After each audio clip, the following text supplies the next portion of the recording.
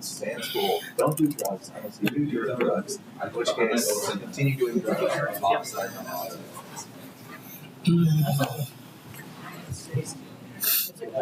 Testing, 1, 2, 3. Testing.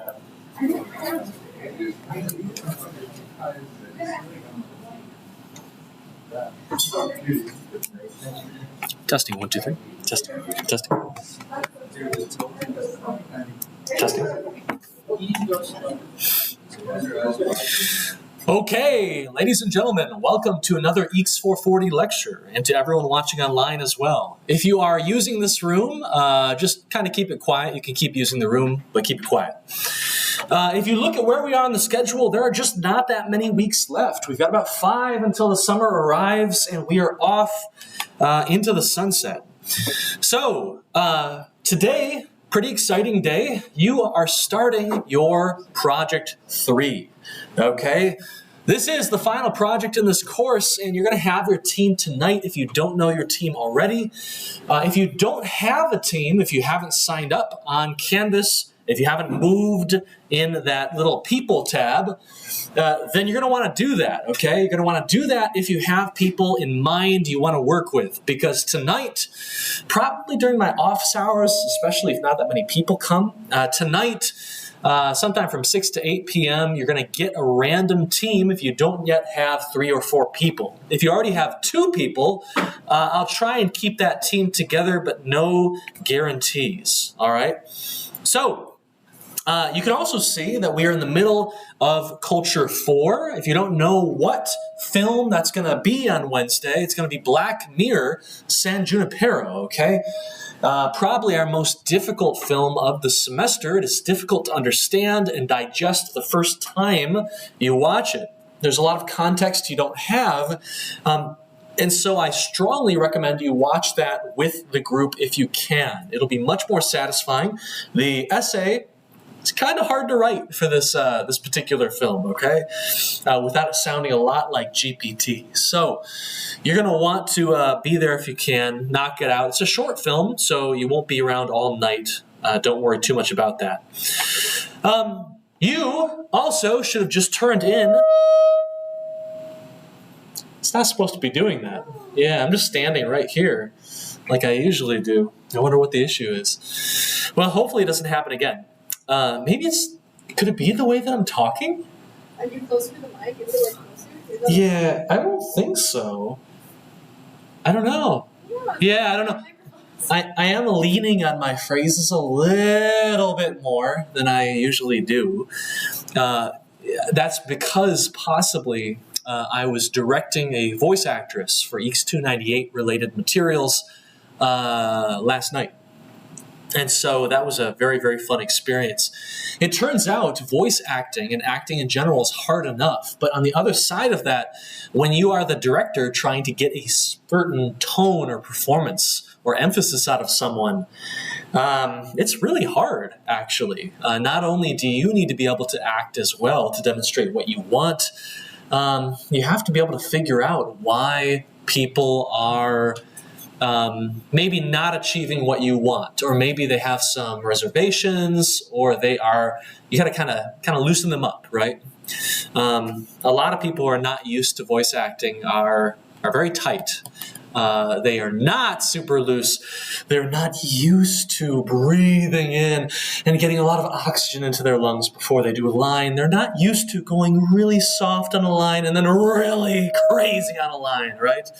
And I feel like this is happening because I'm doing these lines a bit differently. I'm talking a bit differently than I usually do. That's really strange. That makes me a bit nervous. Like I can't perform up here with this mic situation. Anyway, whatever. I think it will be fine for the rest of the lecture today. But I'll go ahead and end my tangent. So anyway, P3 milestone, your first technical deliverable is going to be launching today. And we're going to talk about what that means and what we're going to be expecting. This is really the first major assignment where you control everything. And we're going to talk about that a little bit more.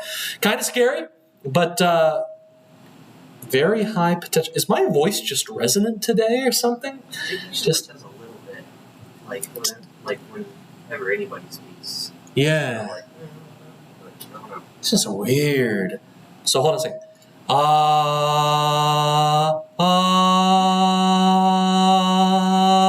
No, it's not resonating. Put it out. Is it No. I don't know. Maybe we talked to Steph about it or something. Or maybe she's watching the live stream. I don't know. They call for someone to check it out. Yeah, maybe. And of course, when they come to check it out, we won't be able to replicate it. So, I don't know. Maybe we'll see. But your postmortem was due today as well, your P2 postmortem. So hopefully that was cathartic for you. I know a lot of students who are saying they didn't quite enjoy this project as much as the first one, which may speak to simply the situation that VR and AR are in.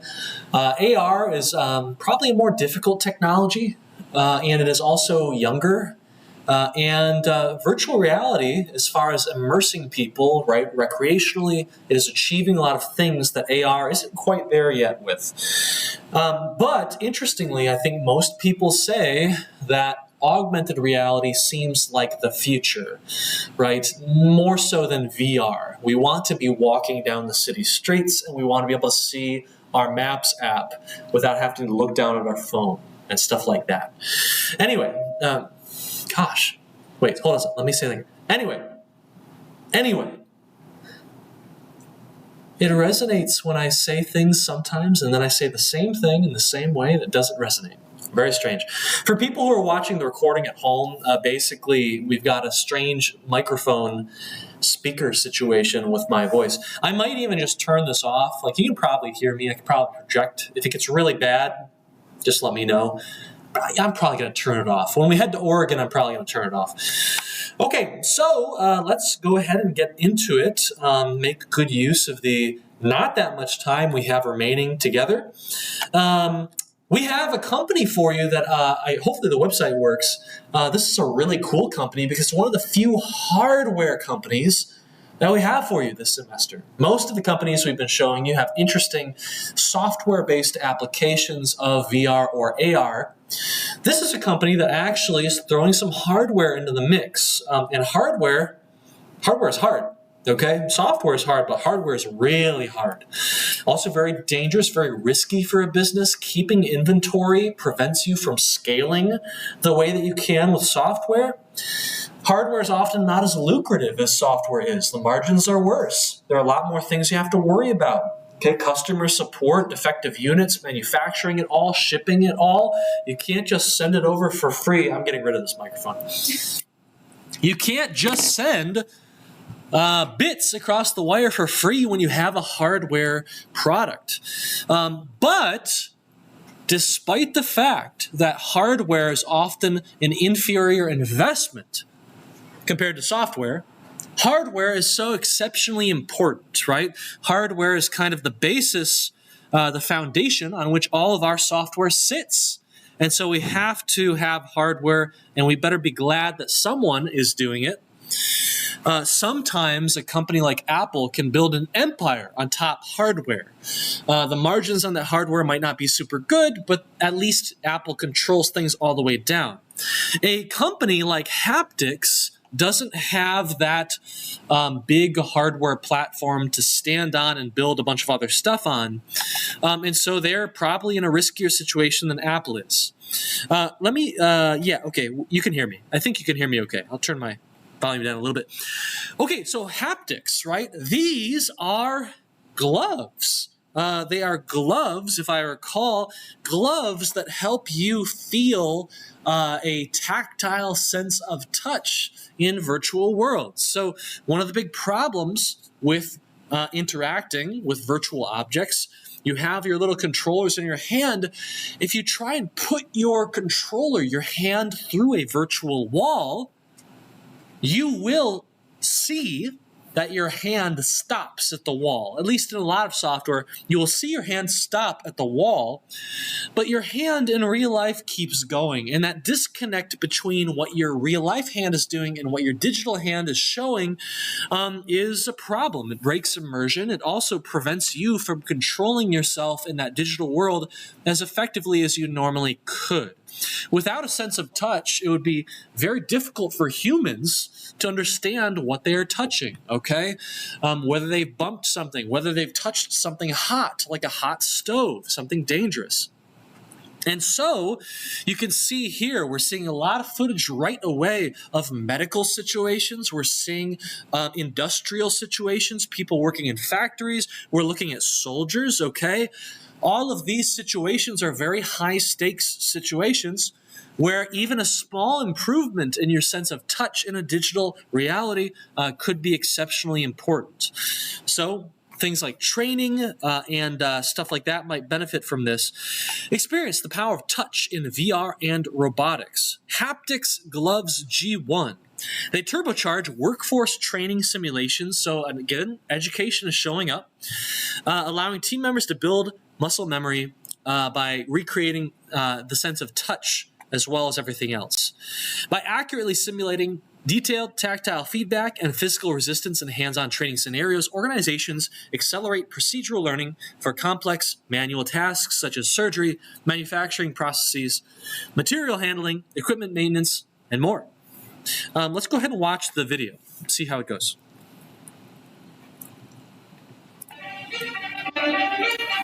The ultimate work tool is the human hand.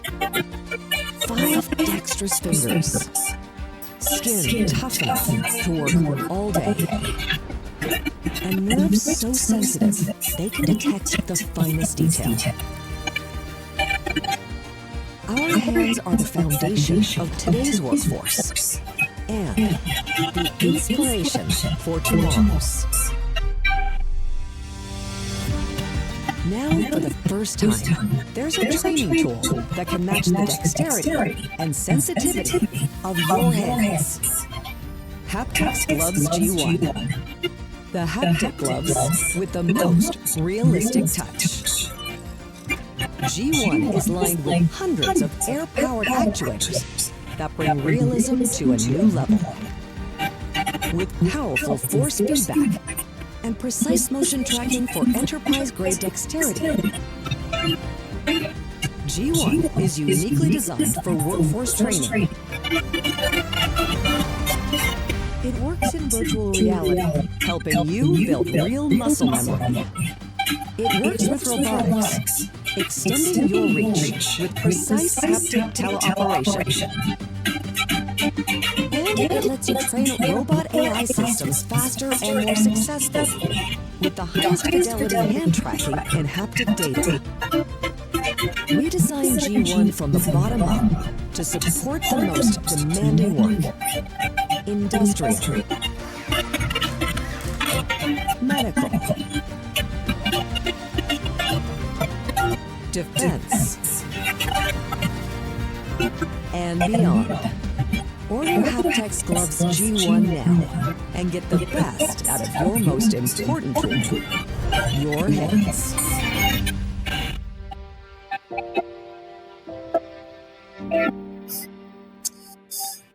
All right. So one really fun thing about teaching this course repeatedly is that over the years, these companies get different videos and they swap them out, every 2 years or so. I remember the previous video for this company was pretty good, but it had no mention of robotics. Well, sorry, it had no mention of AI. Did you notice that? At the very end, they kind of put in a little segment. Oh, if you're training AI and robots, right, this is a really good thing because you can express maybe yourself more effectively and they can mimic you, right? It feels kind of bolted on. It's not that convincing. And it's in there just to get the investors' neurons activating a bit with that AI name drop, okay? That happens a lot. More interesting here is that I'm reminded very much of the, I think we saw the Carnegie Mellon Interaction Laboratory, who they were basically using audio waves, not audio, were they audio waves? You didn't really hear them, but they were using hypersonic waves in order to give you a sensation of touch on your lips and face. And here we see kind of a similar technique, at least if I didn't, if I understood it correctly. where was it? Was it? Oh, here it is. It's way up here earlier. Okay, hold on. Why is this video laggy? Like, this is not a cheap laptop. Air-powered actuators that bring realism to a new level. So I don't know if they're actually just like blowing the air and hitting your fingers to do this, or if they're using some sort of hypersonic waves like the Carnegie Mellon device was. But it's pretty cool to see these techniques coming to life. I'll say the older version of this product used to be much bulkier. It kind of looked like you were in an inflated suit. And this is much, much more streamlined, it seems. Seems pretty neat. Wow, they even have some devices for like walking on treads, okay? I'm not going to show you this video, but you can see that this company seems to be going all in on the hardware side of VR. And that is a hard path to walk, but hey, if not many people are doing it, then maybe you can go in and get yourself a nice little monopoly, okay? Just because things are hard doesn't mean you should avoid it. In fact, the harder things are, you know from an earlier lecture we had, a story I told you, okay, why did I win the San Francisco Samsung Gear VR hackathon? It's because the Gear VR SDK was so garbage, it annihilated all of our competition. We were the only people who made it through the other side. Okay? Sometimes difficulty is what destroys your competition and makes it possible for you to dominate the space, all right? And so you shouldn't always shy away from it. Though if you are investing, you don't typically invest in difficult areas, right? So investing in games has never been a particularly lucrative idea. Why? Because it is so hard and the competition is so steep, and you have to fight against an endless zombie army of indies who aren't even looking for a return. It's just, game dev is not a great place to get a return. It's a great place to make incredible artwork and experiences and to learn a lot, become a very powerful person, knowledge-wise. But game dev is not a great place to invest, in my opinion. Anyway, pretty cool company. Like many companies, they've stopped offering the price. Gosh, I want to say that these gloves were like, you know, high $100. So like maybe $700, $800 for the device. They had an SDK, so you could integrate these gloves, the hardware, into your own software and games and products if you're the software maker.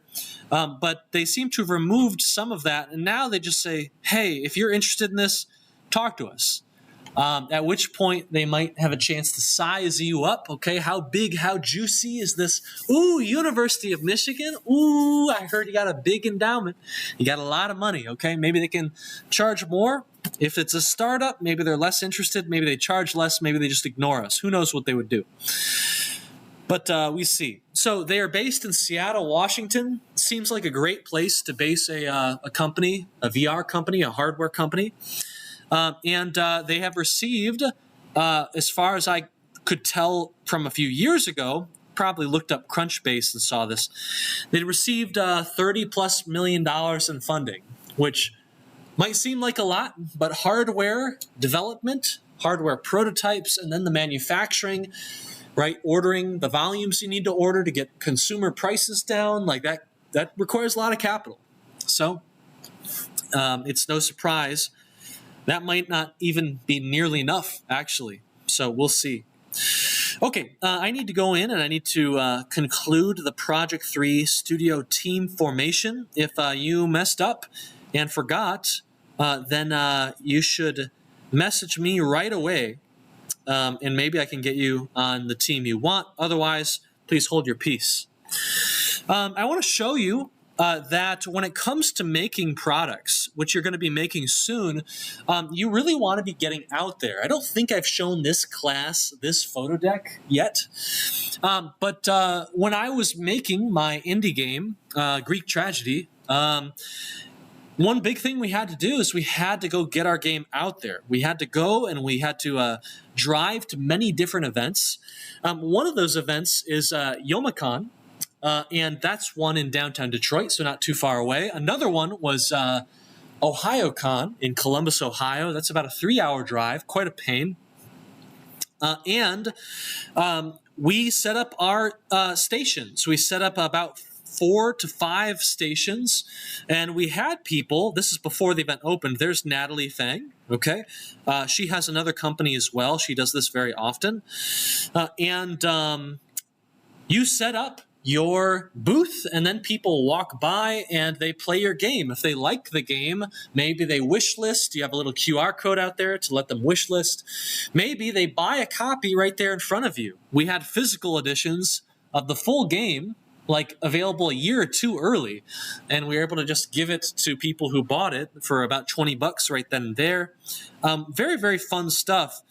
But the main thing is that you're kind of getting out there and you're exhibiting your products to real deal people. You're putting it in front of people. You're getting their feedback on it. You're seeing how things are going. Do they like it? Do they not like it? What's going on, right? Yeah, it's a really, really fun time. So if you become a startup and if you really want to make a go of it and try and sell your products, going out to trade shows, going out to exhibitions, going to conferences is something that you want to do. All right? And it's something that is quite a pain in the butt, but you can get quite good at it as well, and you can become very efficient. Some companies actually make it their entire business model to go to as many events as they can where they sell a lot of copies. A good example, games like Mage Quit, games that are very multiplayer focused, games like Spy Party, games that go to events, they start selling copies right there, and then on the spot they sell more copies in person, physically, than they sell digital copies. Absolutely amazing. Okay, some games, some experiences and products are just better in person. It's just how it is, okay? If you were curious about game engines at all and why they matter and why it matters that you are learning them, it is quite an effort to learn both Unreal Engine and Unity in the same semester. And a lot of students kind of complained we didn't have enough time to learn Unity on Project 2. It was quite difficult, time pressured, right?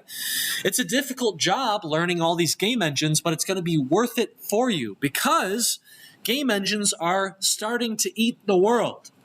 They are called game engines, and of course they're used for games, but they're used for so many things. Training, as you've seen, but also exhibitions, virtual reality, visualization, augmented reality. They're even used, believe it or not, for defense. And defense is a topic that doesn't matter what country you're in, there's going to be a lot of budget for it, all right? And a lot of companies and a lot of jobs available if you are down to work on that kind of thing.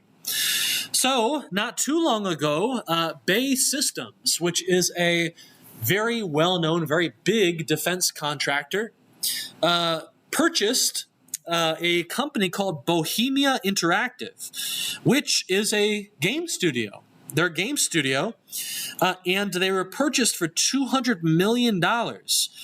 In particular, the company doesn't just make games, but they also have made military simulations, and there's a lot of money for that kind of thing, believe it or not, okay? The Defense Department has also made some deals recently with Unity, the Unity game engine, to have the Unity game engine customized for Defense Department related, well, I guess it's called the Department of War now, but war related stuff, which is kind of crazy. Anyway, just something to keep in mind. There's this general trend of everything needing to be digital, everything needing to be beautiful, interactive, multimedia rich.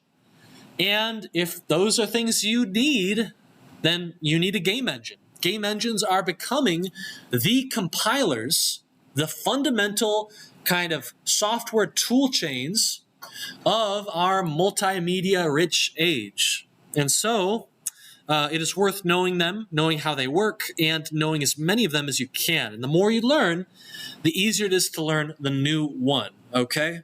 Once you know Unity and Unreal pretty well, learning Godot, not going to be that big of a deal, okay? Learning GameMaker, learning Flash, if you need to do that for some reason. Maybe you work at Jackbox Games in Chicago, so you got to learn Flash. They're still using Flash, I think. That then it's going to be easy. All right, it's going to be super easy. P2 postmortem is due, and we have a film on Wednesday. Probably it will be in the same place, but if that's full, I'll announce where we're going to be that night. So don't worry too much about it, okay? Before we get into our journey to Oregon, okay, and finish off our talk on games and education, XR and education, I want to talk about Project 3, okay? Project 3. Project 3 is quite a fun time. It is not a long project. It is only about 4 to 5 weeks long. That is it. Not that long. But we do need to train you up on all these different technologies and all of these different things before you can really make a meaningful project. What's really interesting to me is that many times, I would say most of the time, our students can do more in 4 weeks than most other courses can do in 12. And it's because you spend a lot of that early time building up your knowledge. You can move not just 4 times faster than people in other courses or other institutions, you can move 10 times faster, okay? It really is a huge multiplier for you. This is our Showcase XR application, okay? Our social impact application. We are going to be making our VR or AR app for hopefully a pretty decent crowd that comes. It's going to be a bit of a smaller showcase than normal, just a smaller class than normal. But we are going to have a crowd of people coming through. We're going to be playing each other's games, and you're going to get to watch people hopefully benefit from the work you put in, okay? You're going to have a nice big crowd. I'm going to be up here. I'm going to be showing off each of your projects one after the other individually, and also showing trailers and your product websites and stuff like that. You are a simulated startup. You not only need to make a product, we need to work on how you exhibit that product and how you demonstrate it and show it off on a website, okay? We're going to be doing VR apps, which are always a really good time. We're going to have AR apps as well, probably. And there's going to be quite a bit of motion. One thing that we need to be very careful of when the showcase comes, you can actually see in this GIF that my assistant actually gets hit on the shoulder by a player who is, totally blind. This player is playing this very fast-paced, high-energy athletics game, this fitness game, and we accidentally walked too close to them, and we're very lucky that no one got hurt. The player didn't smash their hand. The bystander didn't get struck in someplace really important, to like the face or the eyes. Okay. Usually there's a good crowd there, and let's go ahead and look at the schedule. So here are the important dates. All right. Here we are on the 23rd. And you could break this project up into the engineering side of it, the design side of it, and also the business/production side of it. Though I'll say I think this is slightly out of date. We no longer have any assignments related to project management, okay? So you don't have to use Jira or Trello for this project, but you can if you want to. Starting today, we have P3 milestone, okay? P3 milestone, this is your major concern right away. So what is it? What is P3 milestone? You can see it right here on the course schedule, but what is it? Let's see, there we are. P3 milestone, you got 7 days. So, as part of this assignment, you no longer have a task spreadsheet, at least not one that we are going to provide to you. You are now responsible for creating your own tasks and organizing your tasks among your team members however you see fit. And what we, the course staff, okay, Scott and I, are going to be grading you on every single week are the criteria that we've also been talking about with our XR companies. We are going to look at your technical sophistication. So does the software accomplish something significant in a, relatively bug-free way? Is your product complex enough? Are you ambitious enough? Okay, it all goes into that technical sophistication criterion that we're going to evaluate you on every Monday. Novelty. Are you accomplishing something that is a little bit novel, a little bit unique, okay, and non-trivial, something a bit rare? It's very hard to come up with an idea that is completely new because there's so many ideas out there. There are a lot of VR and AR apps. Not nearly as many VR, AR apps as there are games, because there are billions of games, okay? Not quite, but it feels that way, okay? Hundreds of games releasing every day. You might have 10 VR, AR apps of note releasing every day, or maybe less than that. So how do you get novelty? Well, often novelty is about taking things that already exist and finding a unique and thoughtful way to combine them. And the combination is what is new and groundbreaking. So, novelty, technical sophistication, okay? We also need social impact. It's literally in the name of the course, okay? We want your software to solve some sort of problem that is not just a recreational video game style problem, okay? Helping people have fun or entertain themselves is a very noble, important, I think, socially impactful thing, but that is the domain of EECS 494. And so you should take that course later if you want to. In this course, we want to know that you are working toward and actually addressing legitimate problems that some people have. It could be a very widespread problem, colorblindness. It could be a more niche problem, okay? We already talked about the fact that niche can be enough, but we want you to find a unique niche to solve problems for, and then we want you to go out and understand and research and meet people in that niche. You're going to be graded on XR emphasis. How effectively is XR, how uniquely effective is XR in solving this problem? Could this problem be solved in a 2D traditional form without losing much? If that's the case, then you're not really emphasizing the strengths of XR, and you're going to lose points here. The last thing that you need to focus on and think about, and this is something you want to address on your website, which we'll talk about in a sec, is financial sustainability. We want to know that you're thinking about how could we make money and keep the lights on with this product. Do we sell it? Do we make it free? If it's on the App Store, it better be free, okay? No one paying money on the App Store. It's not just culturally, it's not something people do. Are you going to have a subscription model? Are you going to have microtransactions, in-app payments? If you're going for a charitable cause, what foundations, what grants, what charities are you going to get money from to keep your dev team employed while you fix the bugs and expand the product, okay? We want to see that you have some sort of answer to these questions. Every single week, you're going to get feedback on all of these points, and you're going to get your grade. You're going to get video feedback of Scott and I taking a look at all of the things that you submit. Your website, your videos, your development blog, okay? You'll have to develop your product, okay? You'll have to take video of the things you did that week, and you'll have to list out what you did on a development blog on your website. In order to demonstrate your progress, you'll record a video demonstration, you'll embed it in that website, and then you'll write a small devlog explaining how you believe you accomplished these criteria up here. Okay? You can see some sample development blogs in this particular document right here. This is the Urban Rush Wix site.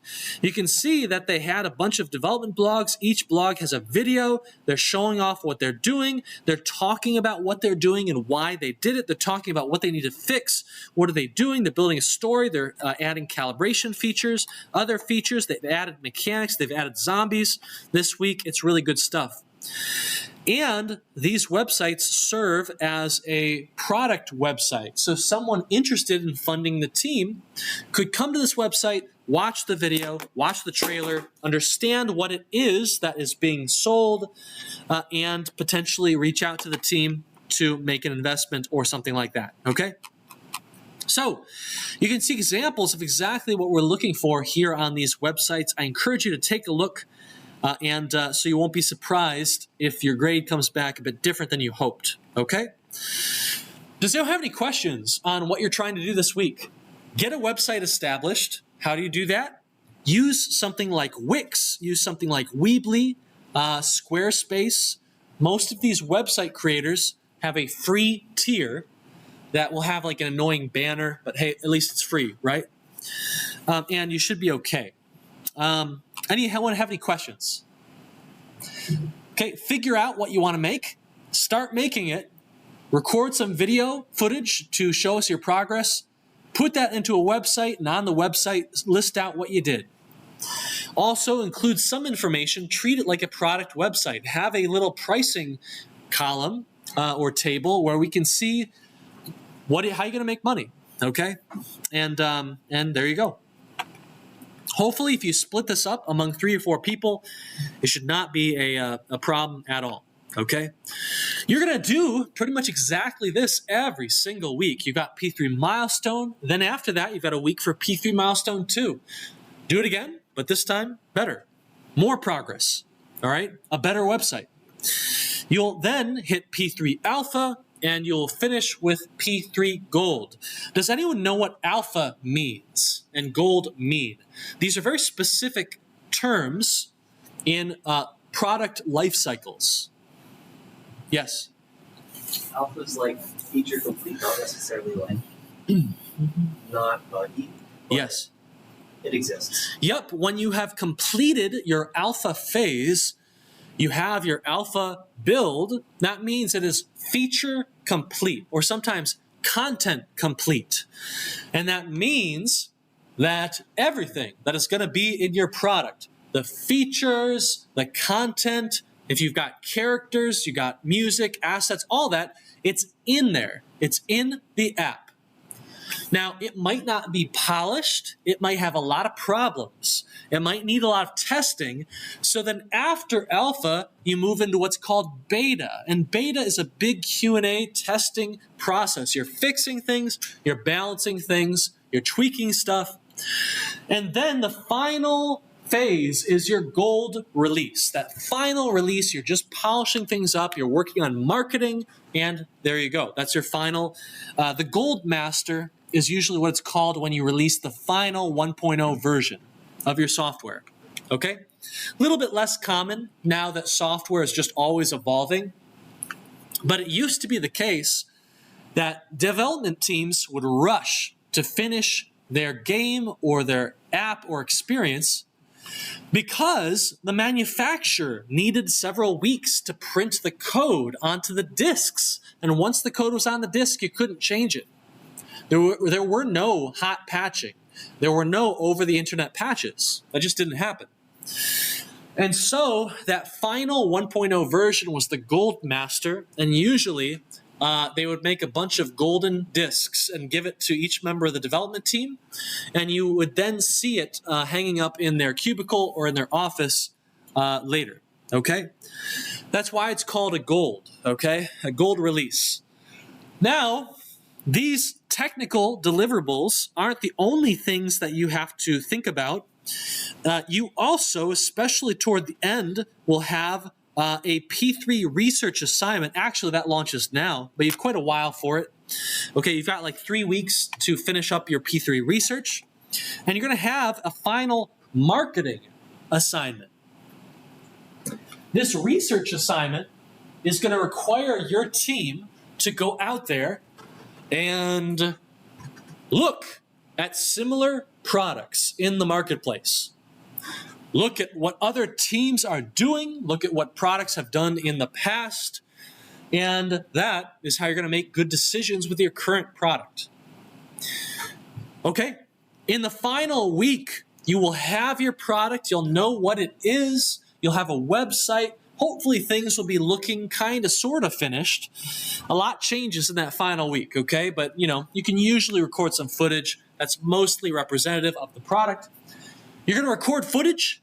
You're going to, in a trailer that you produce, a video trailer, you're going to show the world what your product is. You'll have 60 seconds to do so. You're going to have a voiceover that you record or get a voice actor to record. And you're going to explain what your product is. This is what we're going to show, in addition to your website, this is what we're going to show, this trailer, at the very beginning of the showcase. Okay? All eyes on you, your trailer, and your website. Okay? And that's mostly it. Okay? That is mostly it. You have that P3 marketing there. We used to have an assignment called P3 project management, but actually we decided that the course was not as chill as I wanted it to be, and so we made it more chill and we got rid of that.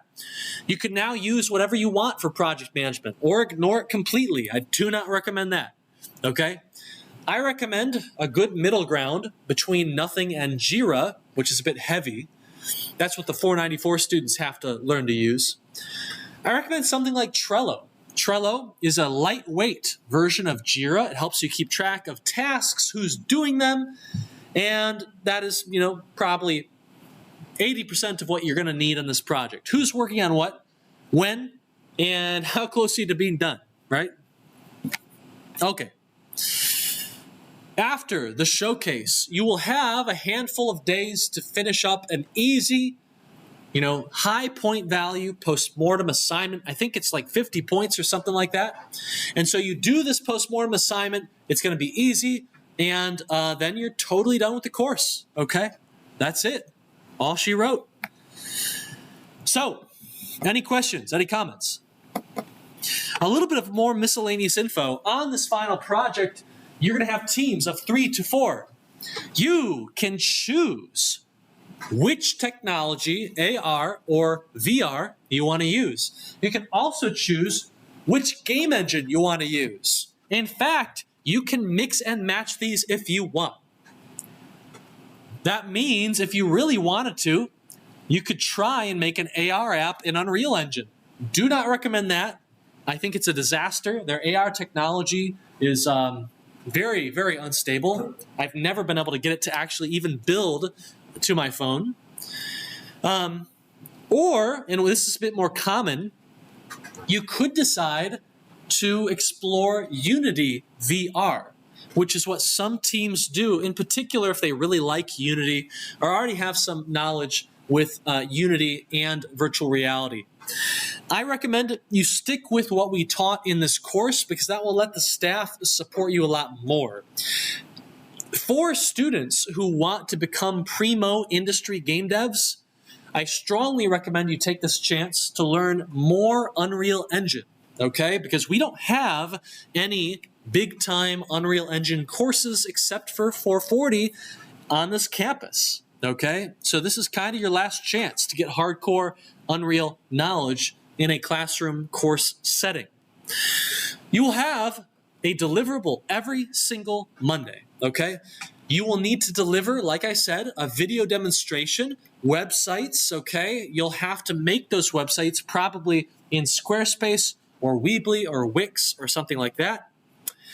You will have a final deliverable at the very end. That's going to be a big one, okay? You'll have to deliver us, just like all the other gold submissions, you'll have to deliver us source code. All of your team members will have to have portfolio website. You'll have to have your product website, of course, a trailer video, and you'll need to attend that showcase event. Do you know what else is interesting that I didn't mention? Every Monday from here on out is going to be what we call a playtest. If you've taken EECS 494, you already kind of know what's coming. What's going to happen is the Monday lecture is going to be canceled. Canceled, okay? And we cancel the Monday lecture in order to give you additional time to meet up with another team. You are going to show your product to the members of that other team, and they are going to show their product to you. You are going to play test for them. They're going to play test for you. The result is that you will see how other people react to your product. Are your controls confusing? Is your guidance weird? Okay? Is it obvious what problem your product is solving? Is it easy to use your product? And so you don't have to do it on Monday with the other team, and you don't have to do it during this 1:30 to 3:30 p.m. block. But we're giving you that time, and we are requiring you to do it sometime before the next deliverable due date. Okay? So don't forget about that, because it's going to show up. All right. So any other questions? Any questions? No? Well, I want to show you a few more great Project 3s from EECS 440. Now, I hope most of these links still work. These teams did a wonderful job, and there are a lot more teams that have gone through the course and done a wonderful job, but we only have so much time, okay? So I want to show you National Parks 101. What problem is this solving? Just via the name, you know what problem this is solving. Vaguely. Yes? Etiquette national parks. Yeah, education about the national parks, and also for visitors who might be a bit nervous about traveling to these gigantic, expansive landscapes, people who don't go out in the wild very much, how to stay safe, how to respect the parks, all that good stuff. Let's watch a trailer. Oh, and look at this website, National Parks 101, an immersive VR experience designed to teach anyone how to safely and responsibly enjoy these beautiful national parks. Let's take a look. Nature. What a lovely day to be out and about. This is exactly what I love about national parks. Immerse in nature, away from civilization. Ooh, a moose! Hey, take my picture next to this moose. Welcome to National Parks 101. Where you can learn all about the do's and lots of don'ts of our lovely national parks. Observe nature from a good distance, of course. Practice preparing for longer hikes before exploring the beautiful landscape. Even try out real hikes at different national parks. Learn to be a responsible tourist and help preserve our precious national parks. In National Parks 101, only you can save our parks. Okay, right? So pretty cool trailer. This is about educating you on policies to keep you safe. You may think it is obvious, do not approach the wildlife, but lots of people do every year and they get themselves hurt. You may think it's obvious, don't step into the steaming pool of water, but people do and they get killed. And so that's not so good. Something to notice is that in addition to product information and devlog page, there's also a pricing page. This is exactly what we want to see when we grade you. This is the team chose a subscription model, which might be good for an educational facility to subscribe so that students coming into them could use this software. And they are targeting in particular, I think, educational institutions. So high schools, middle schools, college programs, stuff like that. I want to show you a really impressive software hardware application that was done in 440. This is Spiro VR. This is for helping people perform lung exercises, which is something that sometimes you need to do for medical reasons. This is a VR-based breathing test and exercise suite, okay? We have this video playing of the application. It's a little bit really awkwardly tall, but that's okay. Let's take a look at the trailer. Here it goes.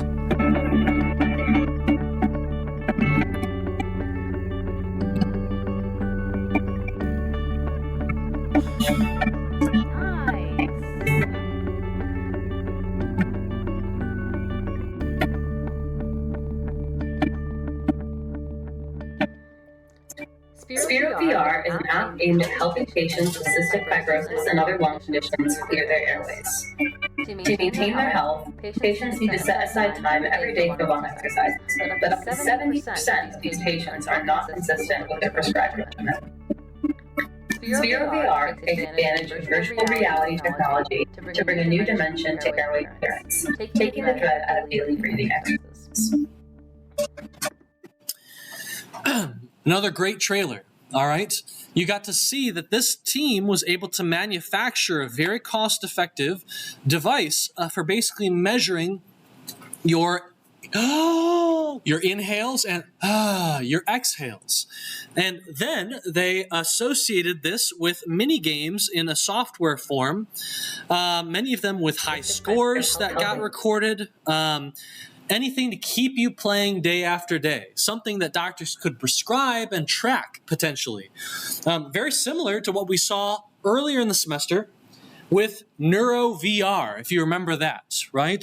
We're going to get people to do their actually do their rehabilitation exercises, which would normally be very boring. We're going to gamify them. We're going to reward them. We're going to track them. We're going to randomize stuff in order to engage them. And that is going to help them stay consistent and improve their medical outcomes, right? Not too bad. Let's look at one more, Inferno VR.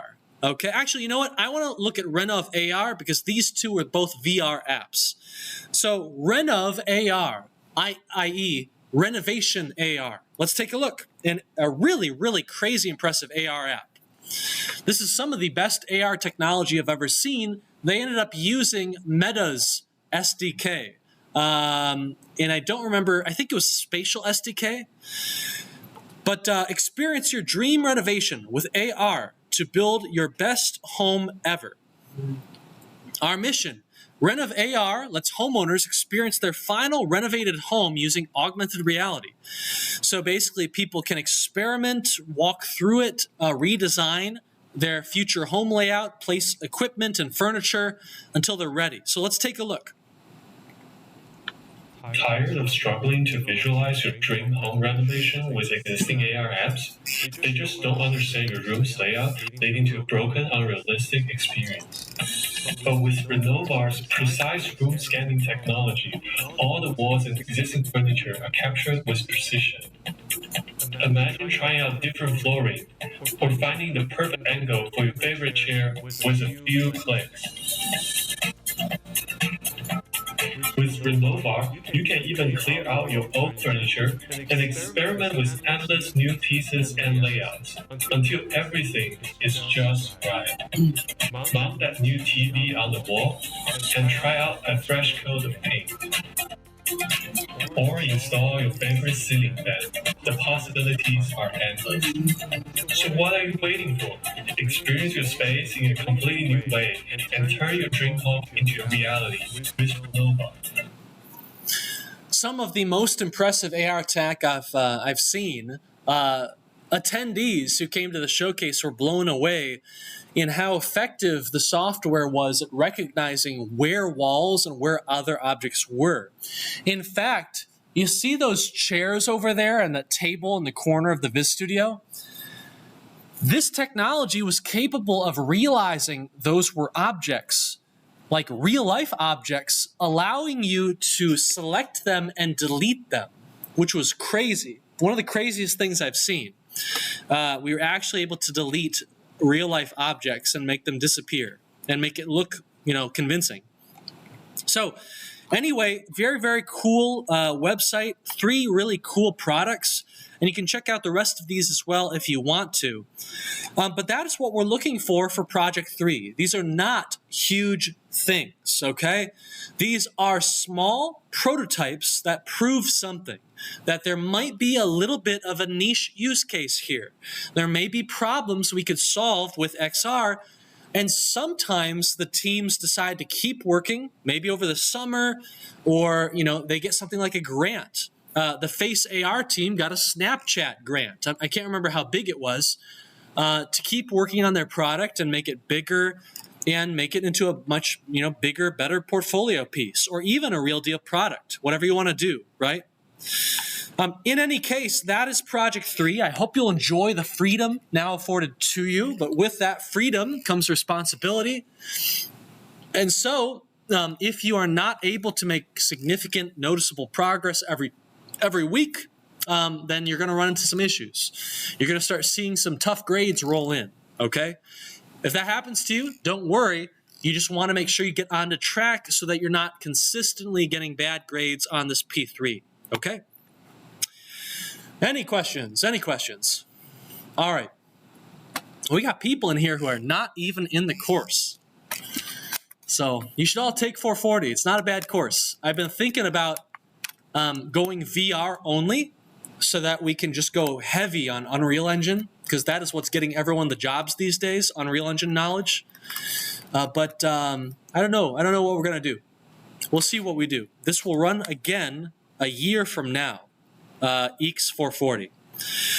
All right, everyone, we concluded our conversation on XR and education last time. We noticed that education is just this huge recurring theme in XR, and that education often has huge amounts of money, big numbers associated with it, from our institutions to our companies to grants. There's big money if you can find a way to teach people and educate them more effectively. Why? Because education is expensive. You know that. In terms of time and money and sanity. Wouldn't it be nice if we could cut a few years off of everyone's education? Or if we don't want to do that, can we get a few years worth of additional knowledge and expertise out of the same amount of time?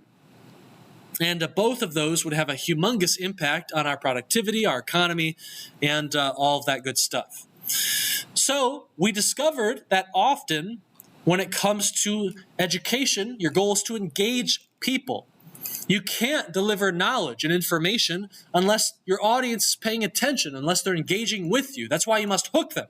You must use interesting and funny things, dramatic things, the kind of things we find in entertainment, like films, good novels, games.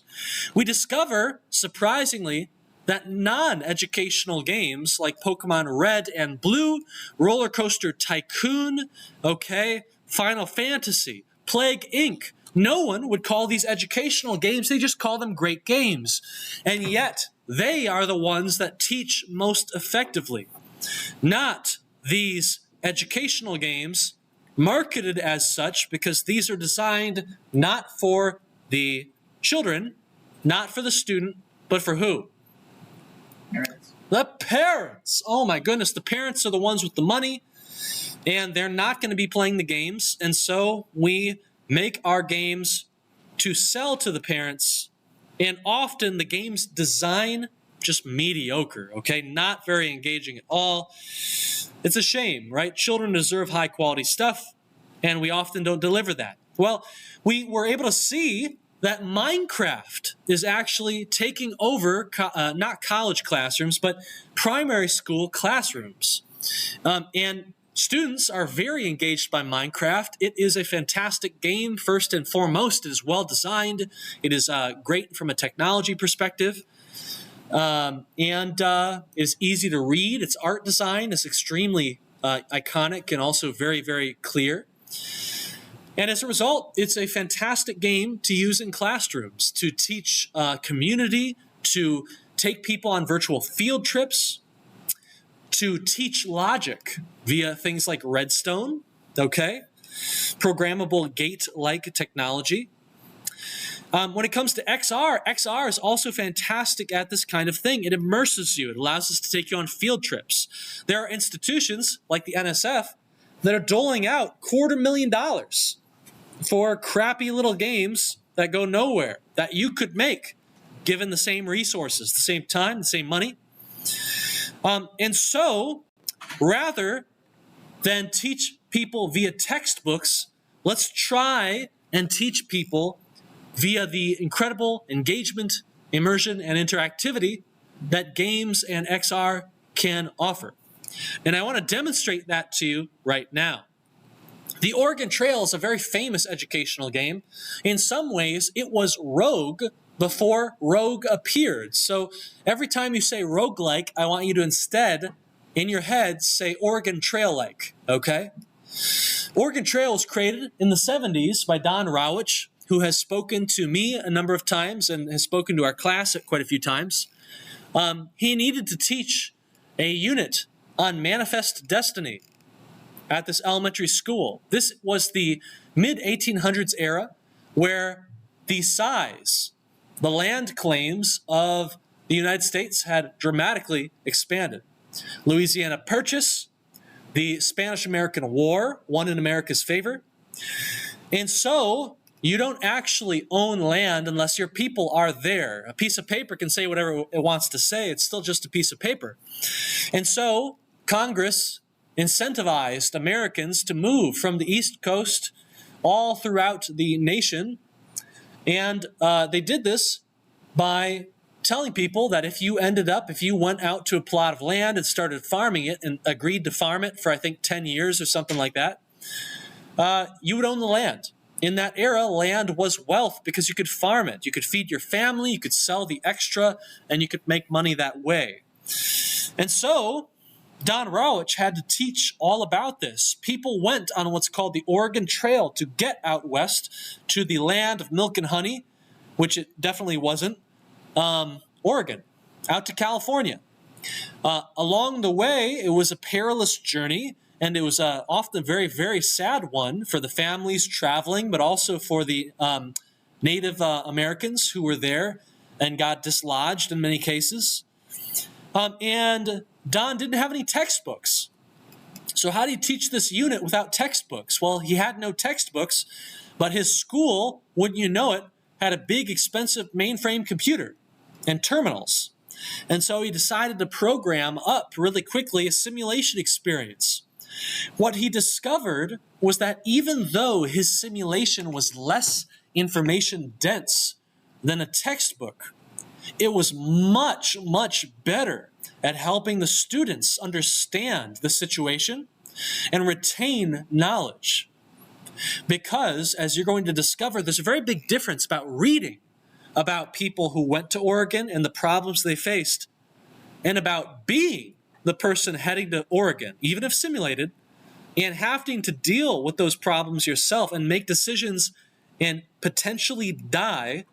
Your gravestone, boom, right there in the game, if you make the wrong decisions. Imagine a bunch of elementary schoolers seeing their own tombstone because they made a bad decision and died of dysentery.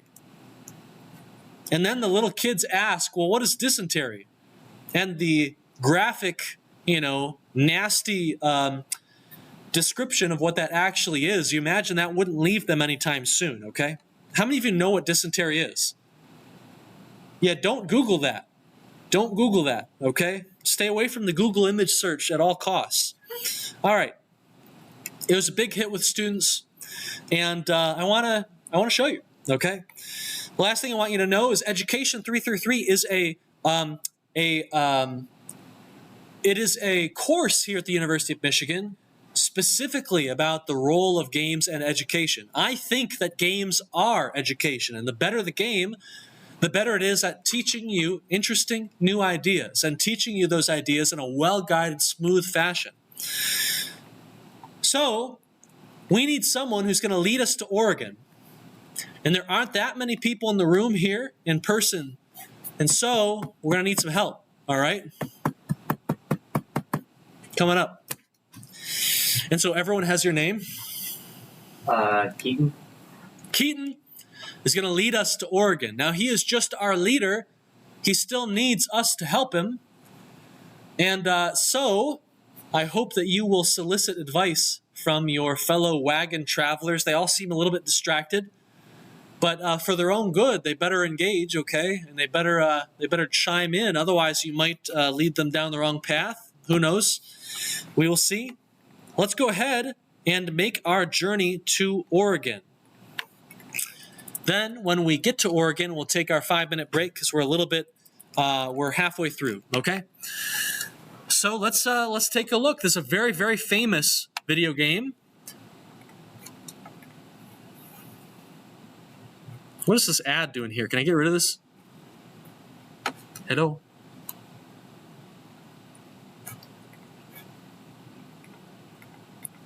Okay. I hope I can get rid of this big ad. It's kind of nasty, isn't it? Can I get rid of this? Can I click on it and then bail? I don't want a PDF generator. Okay, it's gone. All right, it's gone. Whoa, it's back. Oh my goodness. I'm going to play this, hold on. I'm going to play this in Firefox, which has the ad blocker. So one of the big reasons that Google made their own web browser was so that they could prevent us from blocking their ads, right? By controlling that really important part of the big internet tech stack. Firefox, thankfully, is still around, and it seems to work reasonably well. And so we have an option, right? Good way to break monopolies are with good competition. So we need more of it. Okay, Keaton, we're placing our trust in you. All right. Do you want to try the microphone again so you don't have to yell to everyone, or do you want to just say it? I can just say it. Okay, go for I it. can project my voice. All right. Let's see here. Travel the trail. All right. Many kinds of people made the trip to Oregon. Go ahead and read out, and you have to be louder than that. Yeah. Many kinds of people made the trip to Oregon. You can either be a banker from Boston, a carpenter from Ohio, or be a farmer from Illinois. Let's give it another shot. Let's see how it goes. Speak into that. Nope. Okay, there we go.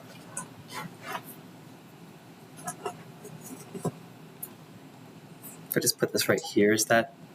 Okay, whatever. Okay. Don't actually know the differences. Guessing that'll probably affect, like, skills or something?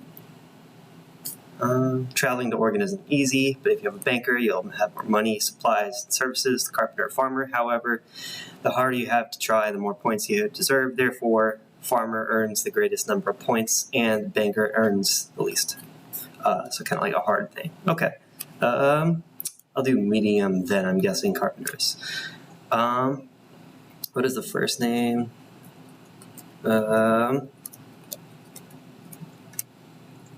Let's see here.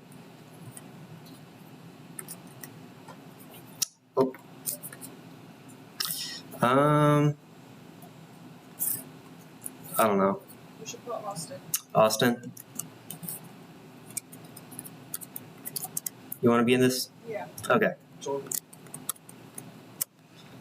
else is here that I know? Okay, who else wants to join the Oregon train? Okay. Who else? Okay.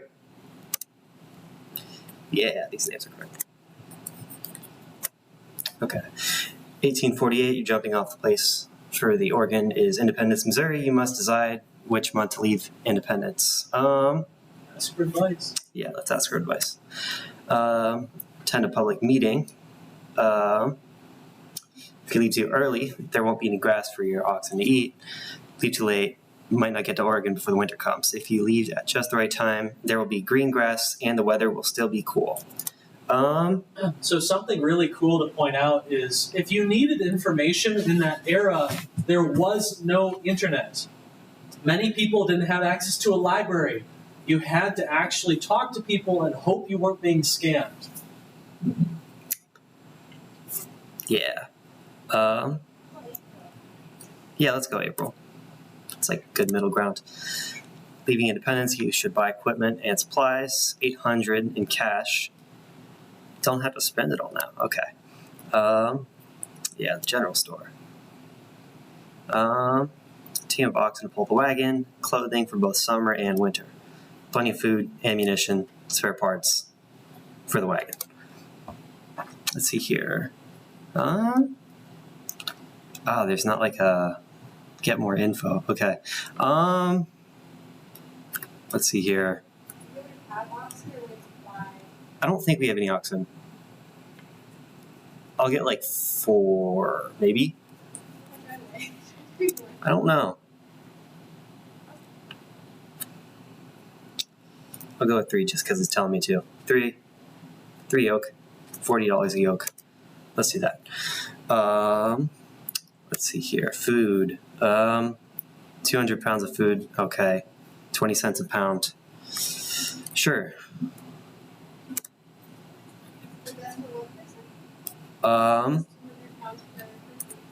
They'll be fine. Oh, 200 pounds of food per person. How many people do we have? 4?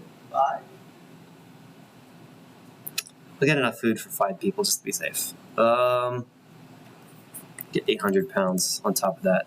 Nope, I need another 1,000 pounds. Okay, clothing. 2 sets of clothes per person, so that would be 10 sets. And ammunition. Guessing we probably hunt stuff. 20 bullets. Let's get like 10 boxes. They're not that expensive. And then spare parts. Let's get 1 spare part each. Yeah.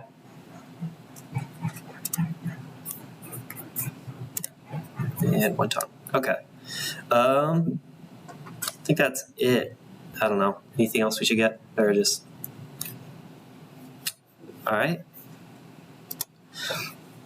Well then, you're ready to start. Good luck. Have a long and difficult journey ahead of you.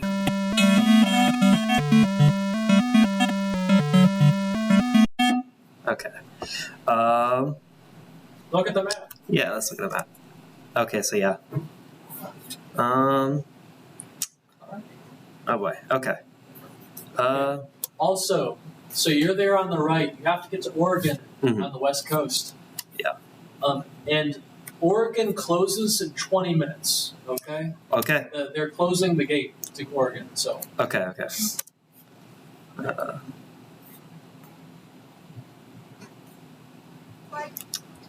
Okay.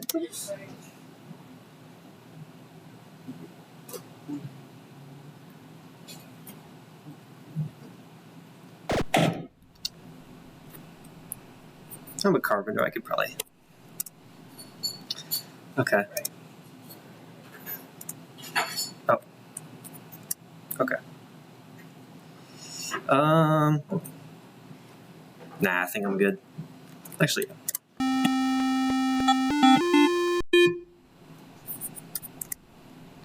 Okay.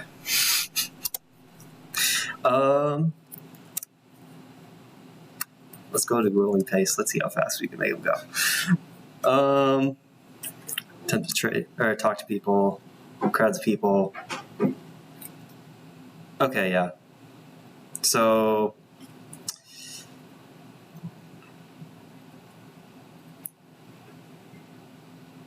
yeah. I guess if it's too much, we cross on wagon boat. Okay. Let's keep going. Across the river, 621 feet across, 3.8 feet deep in the middle. I'm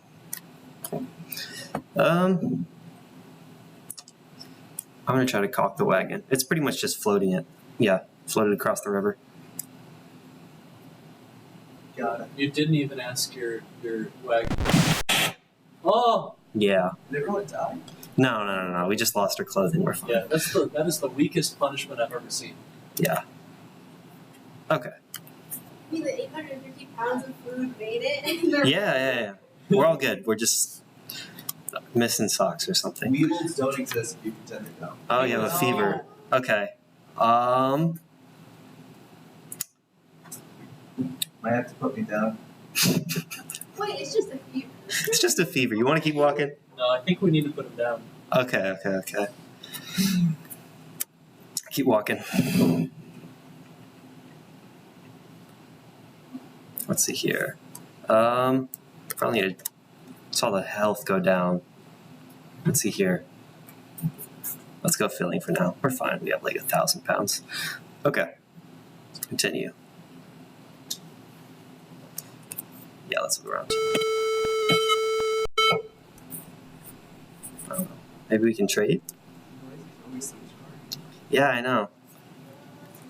Oh. No one wants to trade. Okay.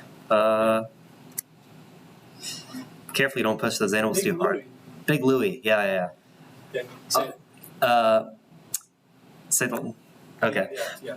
Be careful not to push those animals too hard. Keep them moving. Keep a fair pace. Can't keep driving them so fast or you'll end up with lame-footed animals. A lame ox is about as good to you as a dead one. Okay.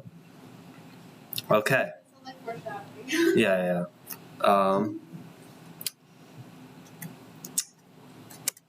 Maybe I should have gotten more rocks.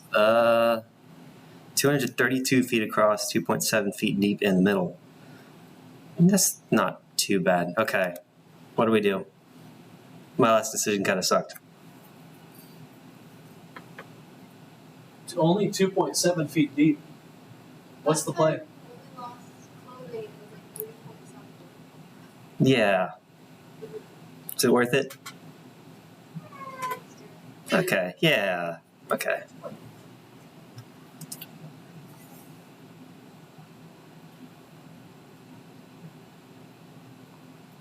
Yeah. Okay. We're good. No trouble. Okay. Where are we? Oh. Okay. Actually, let's set the situation. Where are we? We are not making it to Oregon. 13 minutes. Okay. Fine on food. Everything's fine. Yeah. Yeah, let's look around. Why not? Okay. I really like the artwork. Yeah. Let's see here. Anybody want to trade with me now? Maybe? 1 wagon tongue. 31 pounds of food. No. Sorry, buddy. I do want another. What did we lose? It was like a wheel or something. Clothes? That's right. Let's see here. I'll get 3 sets just to replace them. Yeah. I think the food is like a little bit less expensive, maybe. Get like 100 more pounds, something like that. No, sure we're not. That's what it was. Yeah, let's get. Never mind. 0 pounds of food.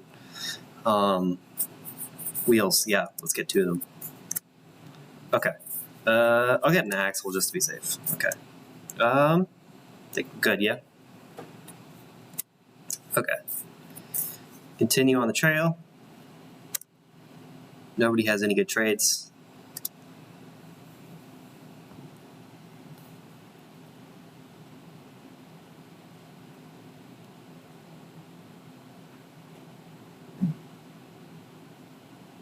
Oh, it's a while in the next landmark. Okay. Okay, here we go. Okay. I probably didn't need those anyways. It's whatever. Chimney Rock, sure. Yeah, pretty good. Okay, let's see here. Talk to people maybe? About noon yesterday, we came in sight of Chimney Rock looming in the distance, like a lofty tower in some town. We did not tire gazing at it. It was about 20 miles for us and stayed in sight till we reached it today. Isn't that nice? I don't know, we want to do anything? Cool. Fort Laramie, 86 miles, doing okay. It's only April. Nice. Let's see here. Should we rest? I'll rest just to see if that fixes dysentery. Maybe. Stop to rest for like 3 days. Okay. Let's continue on the trail.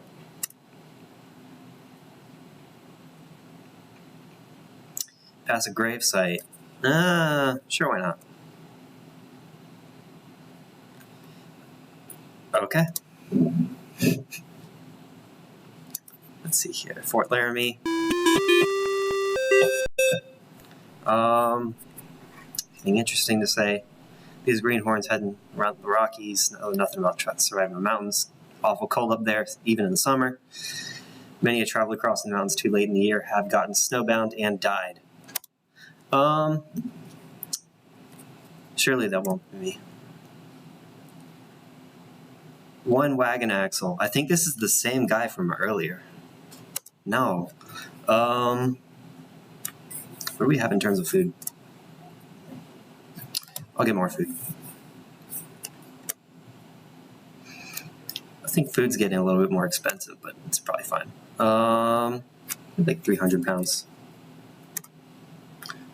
All right. Oh, leave the store. Okay. Continue on the trail. Actually, where are we? Making progress. Okay. 190 miles. And we're in desert.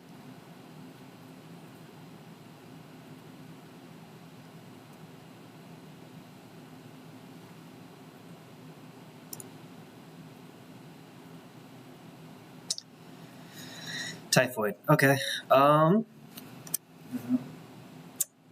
Just rest for a little bit. Walk it off. Maybe. I don't know.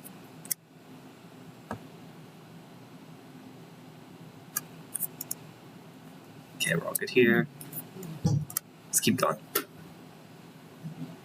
Very. Oh no! Okay. They're talking about snake bite piercings.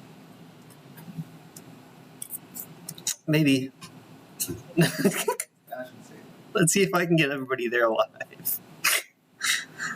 Independence Rock. Yeah, sure, why not?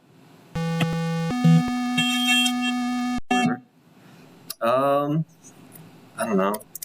Attempt to trade. Same guy. Less food this time. He keeps wanting the wagon axle.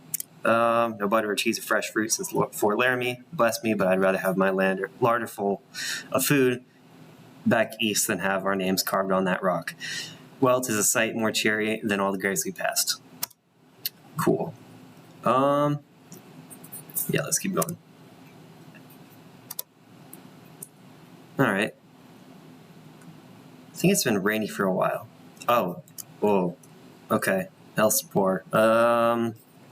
Let's stop to rest for like a couple days. 4. It's only May right now. We're fine. Okay, fair health. I'll take that.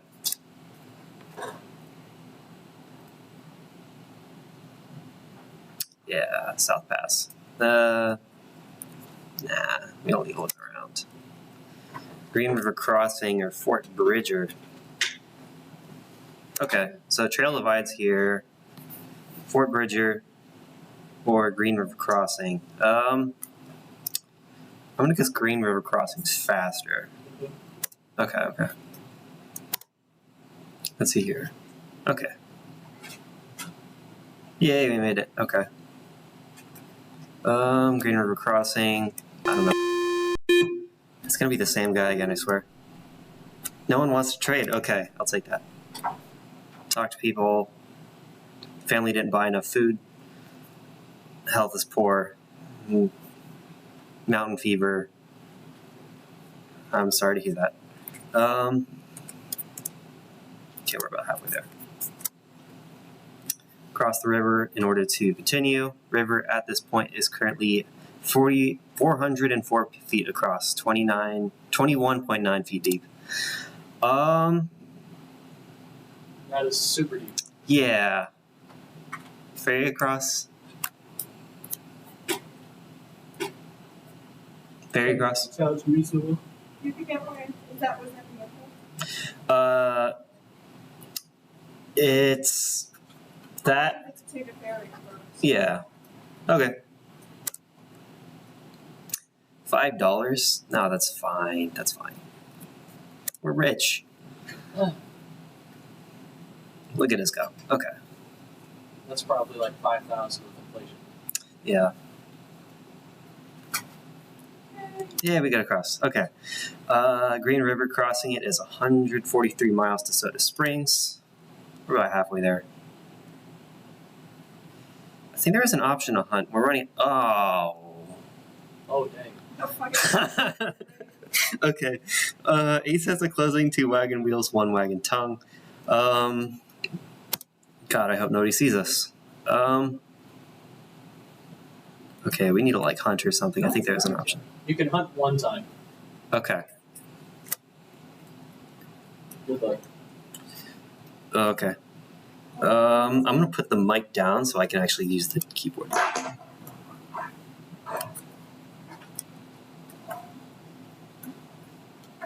Maybe not.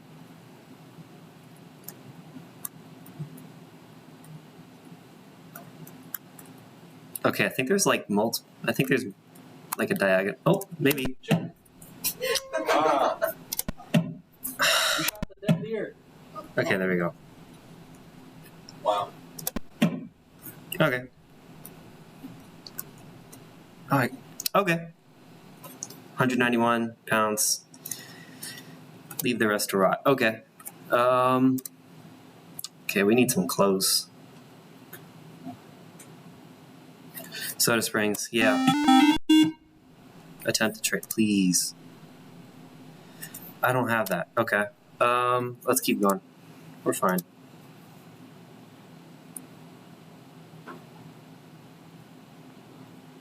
Yeah, okay. I think we spend all our money here and just kind of try to book it. Okay. Clothes. 2. 8 sets of clothes. That's all our money. Okay. 6 sets of clothes. $40 left. Food. 100 pounds. We're broke. Okay. Money comes and goes. We got this. Okay, yeah. Oh! Let's see here. Okay. Stop to rest. Rest for 3 days. Broken arm heals in 3 days.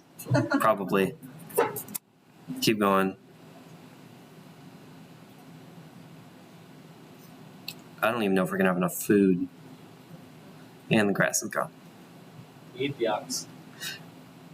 Yes. We'll eat the ox.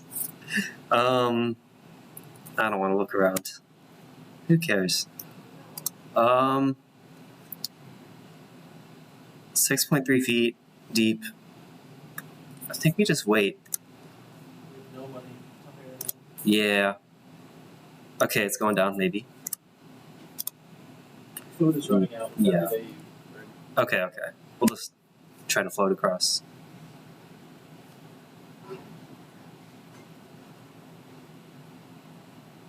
Nice.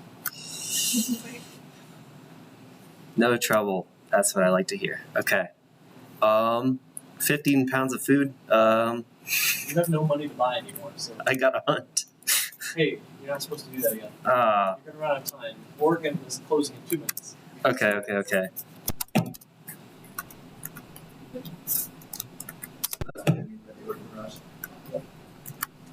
Yeah. Okay, my guy can't even move.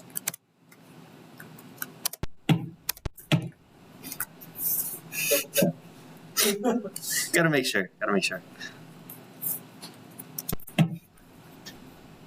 Okay. Continue. Oregon is closing. It's 4th of July. Heavy fog.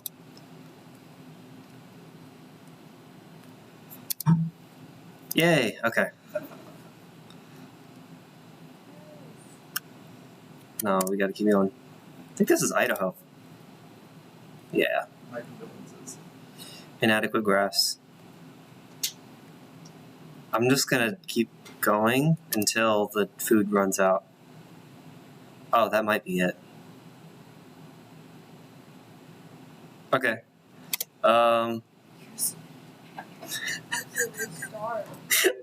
We're fine. I can't hunt anymore. It's not allowed. Ah! It's not my fault.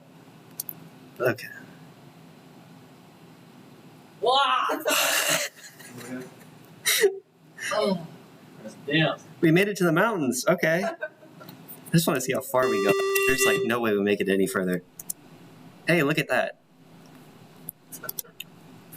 Do you think they have like participation awards? Fort Walla Walla, Dallas. You can't buy anything, or they're gonna watch you start. Yeah. Ah!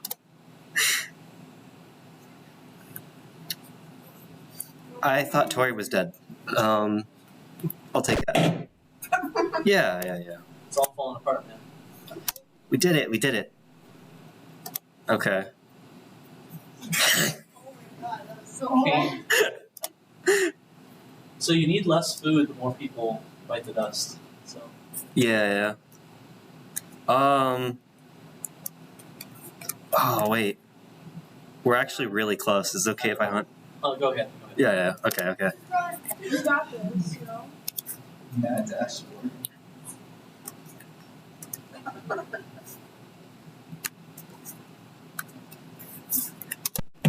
Yeah. Okay, we're good. That squirrel just tanked the shot. Wow. They make them dip it. Ugh, I don't even know what I was gonna say. Yeah, there we go. Okay, we're fine. I don't know how many people I have left. I think you and Tori, right? Okay, we're good. Continue. Actually, let's rest for like 2 days. We got food. We're fine. Continue.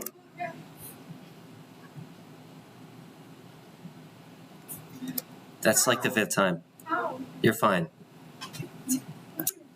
Okay, I don't want to look around. Float down the Columbia River. We're gonna make it.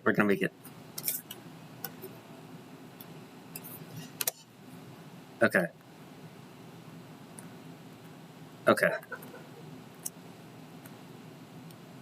You know when you're supposed to get off? There'll be a sign or something. Next exit. Oh my gosh, you should have read the directions. Was it like the 3rd sign? Something like that? Yeah, something like that. Was it? I don't know. Professor? It's like the 19th century. I don't know how to read. You're gonna end up in the Pacific if you're not careful. I have never Something. Missed the moon, landed in the stars. I don't know. Oh, you're supposed to have that side. Let's see here.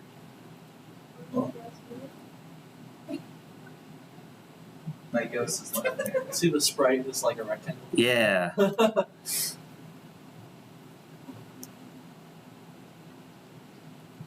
It's too easy. Actually, really tame. This is the final boss of the game, by the way. Yeah. Okay. We're making it. That's third sign. Which side did we get? I remember that much. Third sign. Makes sense.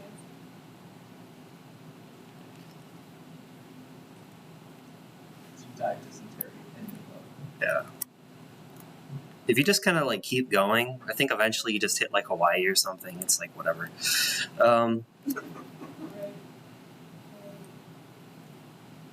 Okay. Third sign. Okay. We're fine. Okay.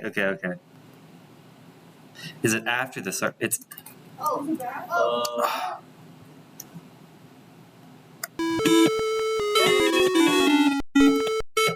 I mean it's Oregon. Okay. Wow, you made it. I did. Unfortunately, you were turned back because you were 4 minutes late to Oregon.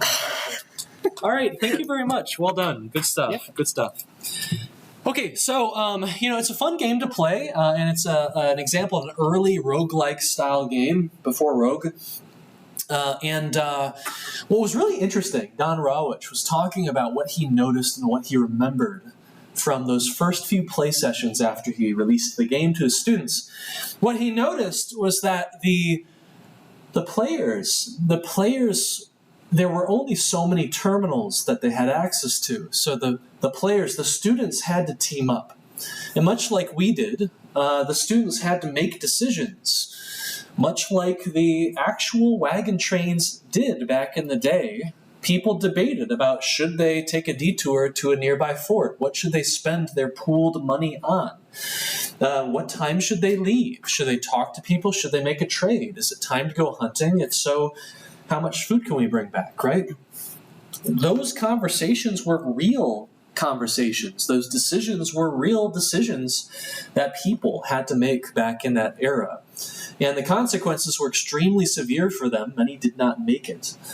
And what Don Rawich noticed is that the students were really, really enjoying the material and engaging with the material.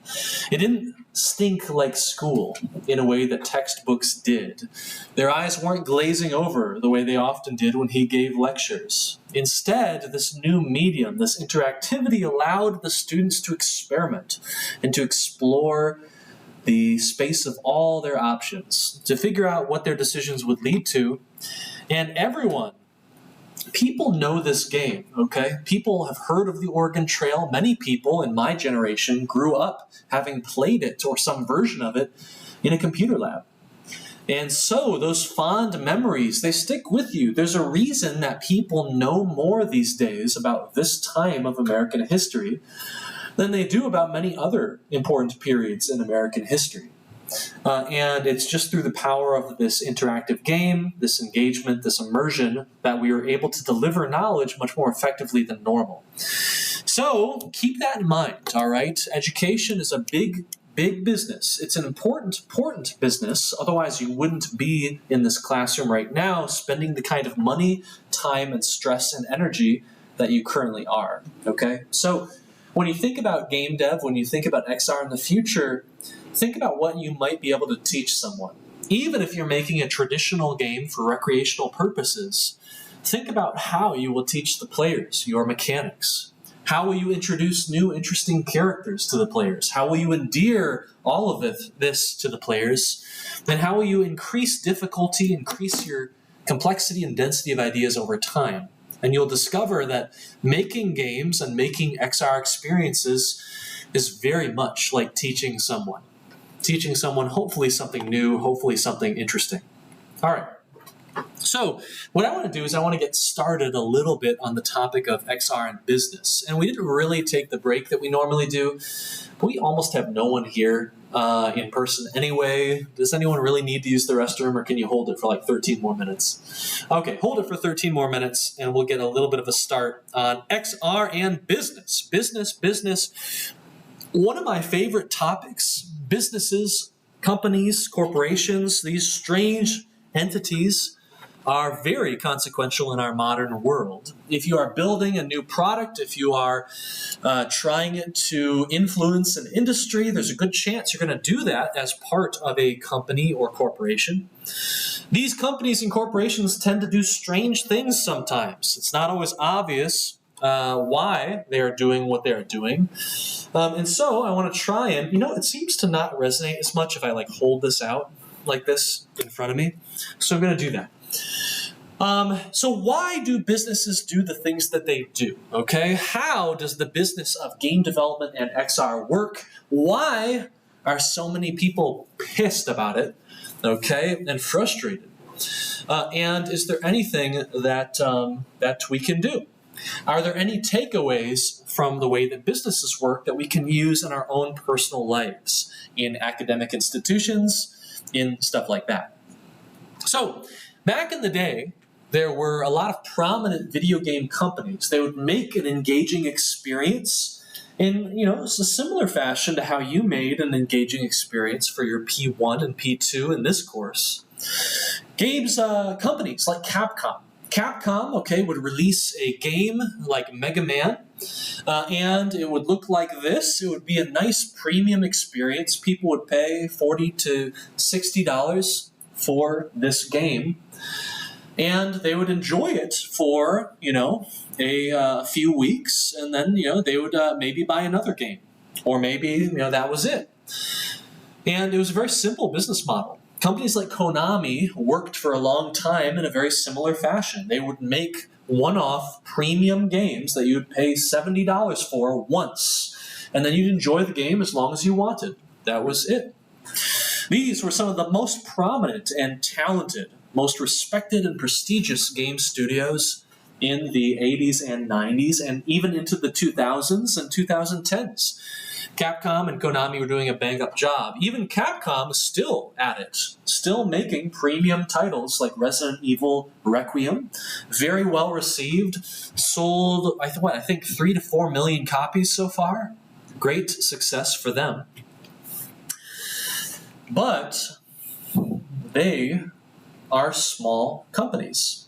They're very small companies, in fact. This business model does not lend itself to being very valuable as a company. Capcom, as of 2022, has a market valuation of $7.5 billion. What does that actually mean?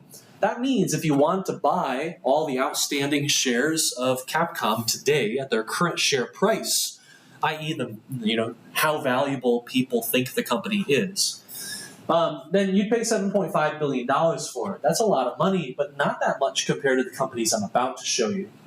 Konami is a little bit less. It's $6.25 billion. These are both respectable numbers, but they're not going to get American investors excited. Okay? Let's look at some other companies. How about Roblox? A bit more of a modern, recent company. Do they make a game? What do they make? I mean, could you consider it just Roblox? Not really. So Roblox doesn't make a game. They make a game engine. And that game engine also comes with a very prominent distribution portal, and it's other people's that actually make the games on Roblox. Okay? Fortnite. How many of you have heard of that? It's one game, okay, made on the famous Unreal Engine. But the thing is, both of these companies, despite maybe feeling a bit smaller than Capcom, how many of you have enjoyed a recent Capcom game, Resident Evil or something like that? This is like the coolest company ever. Wow, it's the biggest game series, Resident Evil, right? They've got Monster Hunter as well. They got Mega Man. They got everything. Well, Roblox doesn't make a product. Roblox makes a platform. Okay? They make the infrastructure on which other products sit. And so if you go to the Roblox website or game portal, you'll see not one game series, but you'll see many, okay? You'll see thousands, maybe tens of thousands of developers making tens of thousands of games. And those games all collectively have more players than Steam, okay? Fortnite is the biggest game on the planet. I think it's bigger than Minecraft right now. It has more concurrent players. It's more popular. It's got all sorts of things going on in it. These platforms tend to charge for microtransactions. They are free to start, but then they will kind of nickel and dime you a little bit and, squeeze money out of you in different ways. And you can pay money to get them to stop pestering you. Or you can pay money for a certain costume or a certain experience you want, okay? Anyway, it might shock you to realize that these companies are more valuable than Capcom and Konami. Okay? But what really shocks me is just how incredibly valuable they are. Okay? They don't just beat Capcom and Konami. As of 2022, they smash those companies. Okay? Not like a 10x, but like a 5x. All right? So Roblox, $27 billion, Fortnite, $32 billion. Though Epic Games is a little bit, like they're a private company, so it's a little bit harder to evaluate them, to give them a valuation. This is all to say that whereas we used to have a games industry, an XR industry that was focused just on singular, high-quality, premium products that you paid up front, these days, no investor wants that. No company wants that, okay?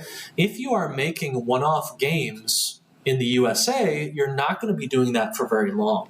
Or you need to find a way to make a one-off game like a Mario game and then sell a lot of merchandise and sell movie tickets to a feature film and maybe a theme park, and then you can make money back from that singular one-off game, okay?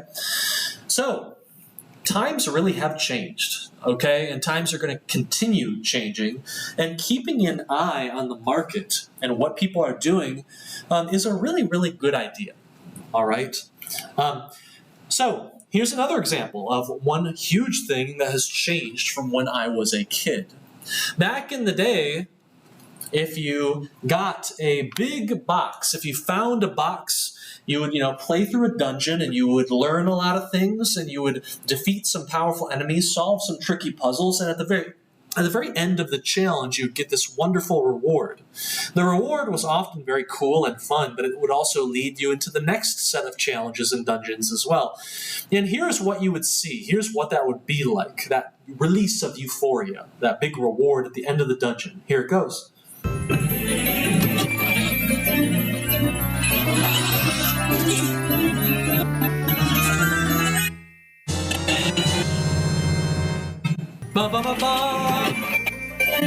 and you would get this by, again, you'd complete challenges and you would learn, and then you would use the new tool to continue your learning process. These days, opening a chest doesn't look like this. Opening a chest tends to look a little bit more like this. Hey guys, it's Burrowywhack, and welcome to what is going to be the second biggest loot box opening video and the biggest loot box opening video that I paid for, because I not only paid for 100 loot boxes, but we got 20 loot boxes gifted to us by Jeff Kaplan himself. He realized, alright Zach, I see you. You've given me enough, so now I'm here to give you something that you desperately need, which is virtual skins for your waifus, and I could not be any more happier. So, it's not even 100. So it's 121 because we got a free loot box. So let's get it opening. We're on the PC here because I don't have any of the skins, or really any skins at all on PC, and we don't even begin with any kind of skins. I mean, we get what, Winston, Ferris, guys. No full hearts, no nothing. So we have the 2016, 17, 18, 19, and 2020 Summer Games items in these 121 loot boxes. So we have a lot to get through. We're not going to be wasting much time looking at the sprays or the voice lines. If you're wondering what the items are, you can go look at my last video or last year's video. Okay, right. So a few things. If you've never heard about these are called loot boxes.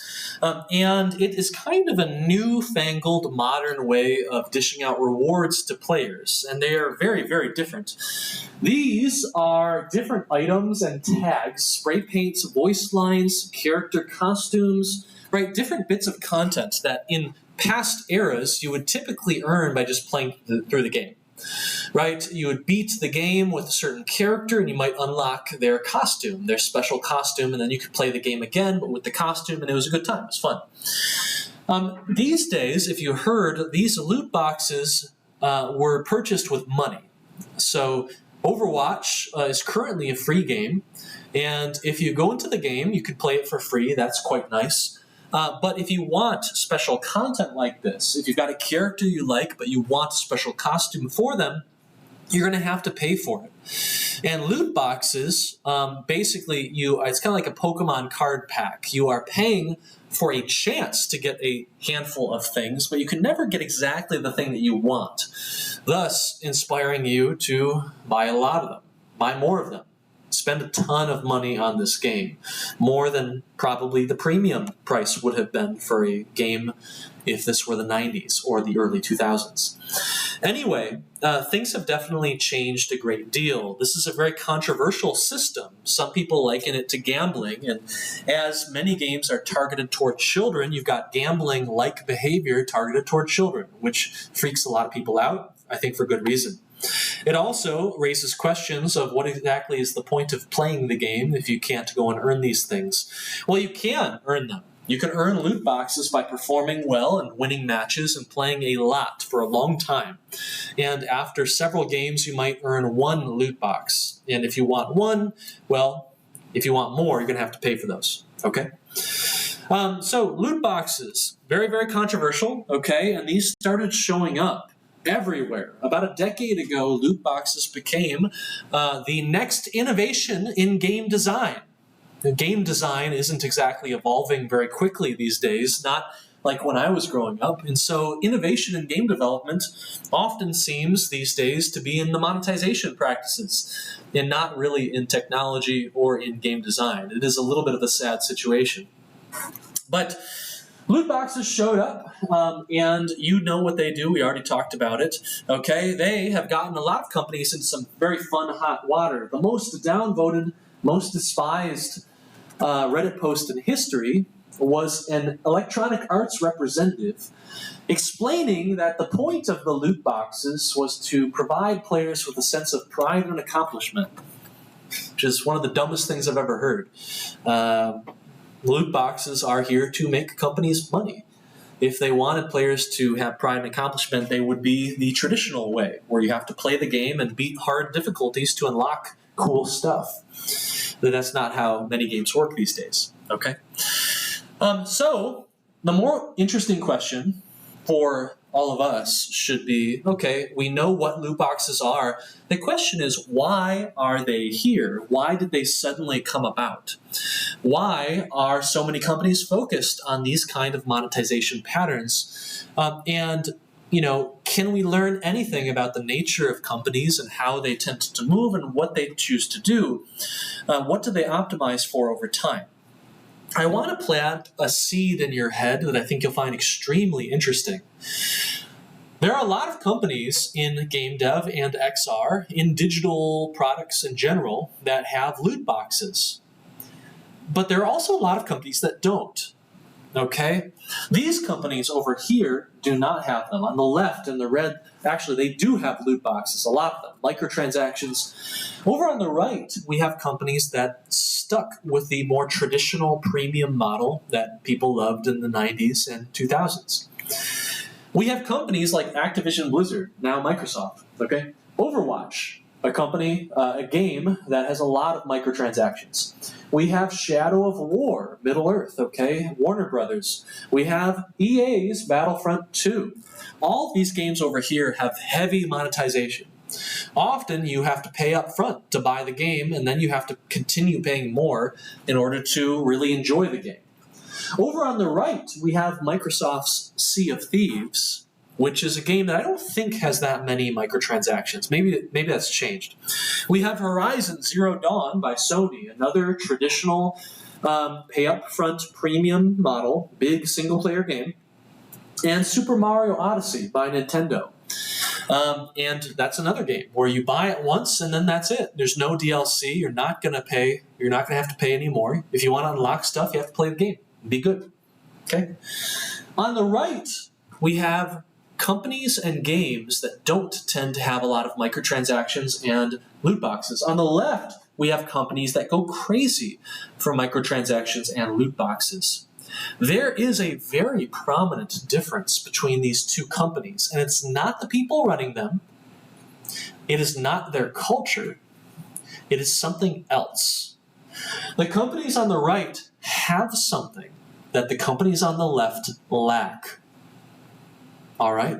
And it allows them to make more flexible choices about how they make money. So, I also have another question for you. Do you know what this is?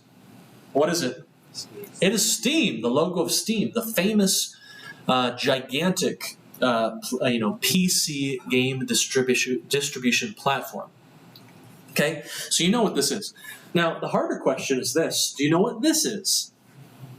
Origin. It's Origin, and I'm surprised a lot of you know that name. Why? Why would I be surprised? Did they get discontinued very recently? Yes. So Origin, down here, this little orange spiral, is Electronic Arts' competitor to Steam. They created a rival game distribution platform to Steam, much like Epic is doing now with their Epic Game Store, and they failed. But the question for us is, why did EA want to create Origin? Why did they take the risk? Certainly, they spent a lot of money trying to rival and defeat Steam. And Epic Games is currently spending money hand over fist with free game handouts and stuff like that to try and get people to use Epic Game Store over Steam. So the question for us is, why did EA create this? What was the point?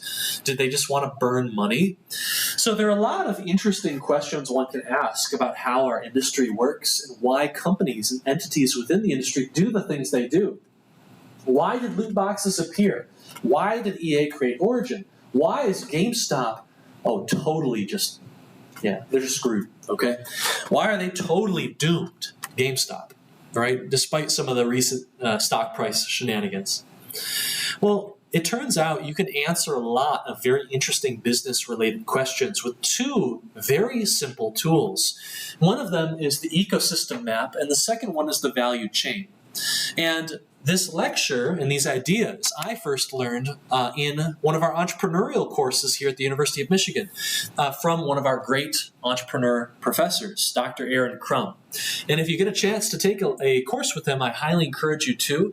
The Center for Entrepreneurship has a lot of great relatively chill courses that can teach you a lot about the way that business and industry work in our modern day and also how it worked in the past. And no matter how you feel about these topics, you should not turn a blind eye to them, okay? They are very impactful, they're very important, and the more you understand, the more you can make the system work for you, and hopefully for others and the people you care about. Okay, we are not going to keep going into them, though. We're going to talk about the ecosystem map and value chain during our next lecture, which will not be Monday. It's going to be, see, because we have a play test then. Oh, no, it's not going to be Wednesday because we have a film. It's not going to be Monday because we have a play test. It's going to be next Wednesday, okay? Week and a half, we'll finish this lecture. So I hope you are looking forward to it. Okay, everyone, take care. I wish you good luck with Project 3. We're going to have your teams finalized in probably a few hours, okay, during my office hours tonight. If you already know who's on your team, i.e. you were able to find some teammates, then rock and roll. Go for it. Have fun and enjoy making what you want to make, okay? Okay, everyone online, thank you for joining us, and we will see you soon. Take care. Bye-bye.